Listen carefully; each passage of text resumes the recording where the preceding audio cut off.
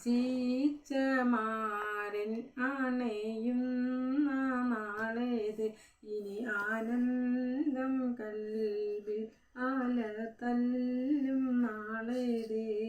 ആയിരം നാഴിക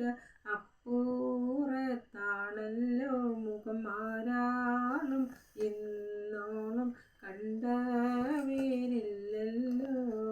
ആശിച്ച മാരൻ അണയുന്ന നാളേത് ഇനി ആനന്ദം കൽവിൽ അലതല്ലും നാളേത്